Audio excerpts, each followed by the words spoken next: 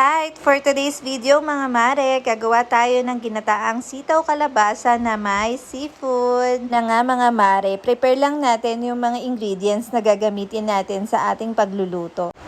After natin mahiwa yung mga bawang at saka sibuyas, isunod na rin natin yung mga gulay na gagamitin nating sangkap para sa ginataang kalabasa at sitaw na may seafood. Ayan, hiwain lang natin yung mga sitaw and then balatan natin yung kalabasa after. Ayan na nga mga mare, medyo malaki yung kalabasang binili ko kasi masarap talaga sa ginataan ang maraming kalabasa. After natin balatan ng kalabasa mga mare, hiwain na natin to na parang pa-cubes. Yung katamtaman lang ang laki. After nyan, pwede na tayong maggisa. Tara, umpisahan na natin. Igisa pala mga mare, naisipan ko rin pala itong lagyan ng konting baboy kasi nag-check ako ng mga stock ko. May nakita pa akong maliit na baboy sa rep namin. Kaya ito na, dinagdag natin na sahog sa ating ginataang sitaw kalabasa.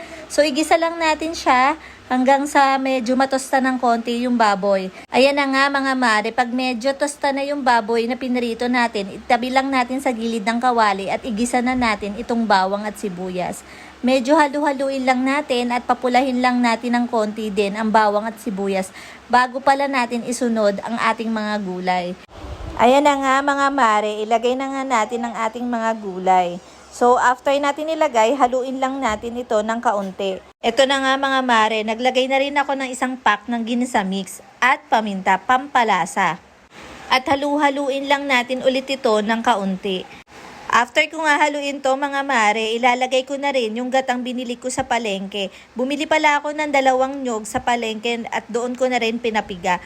Ang una kong nilagay mga mare is yung pangalawang piga ng gata sa palengke na pinahaluan ko ng 1 basong tubig. So yun muna yung ginamit ko para mapalambot itong gulay.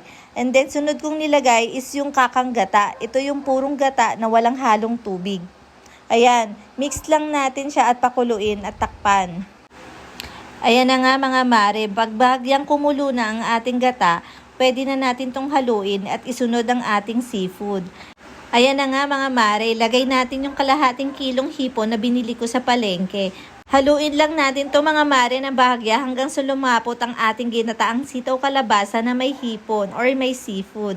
Ayan, and then tikman na natin at luto na ang ating ginataang sitaw kalabasa. Ang sarap! Thank you for watching!